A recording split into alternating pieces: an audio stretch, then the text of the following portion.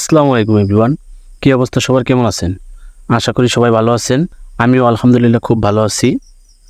তো বরাবরের মতো আমি চলে আসছি আপনাদের সামনে আর্জেন্টিনা এবং চিলির ম্যাচ নিয়ে কিছু কথা বলার জন্য। আর্জেন্টিনা এবং চিলি গত 5 বছরে ম্যাচ খেলেছে 5টি। তার মধ্যে আর্জেন্টিনা জিতেছে 2টি, ড্র করেছে 3টি। মূলত এই পরিসংখ্যানই বলে দেয় চিলির থেকে আর্জেন্টিনার অনেকটা এগিয়ে আছে। তো এখন আমাদের দেখার অপেক্ষা আগামীকাল ভোর 7টায় চিলি আর্জেন্টিনার সাথে কি করতে পারে। কারণ তারা গত 6 ম্যাচে 1টিতে জয় পেয়েছে, 2টিতে হার এবং 3টিতে ড্র করেছে। তাই স্বাভাবিকভাবে বলাই চলে আর্জেন্টিনা থেকে চিলি অনেকটা পিছিয়ে আছে। গত 22শে জুন পেরুর সাথে চিলি ম্যাচ ড্র করায় এই আর্জেন্টিনার সাথে ম্যাচটি চিলির অনেক গুরুত্বপূর্ণ হয়ে পড়েছে। যদি তারা আর্জেন্টিনার সাথে ম্যাচটি না জেতে তাহলে তাদের এই গ্রুপ থেকে বাদ পড়ার সম্ভাবনা রয়েছে।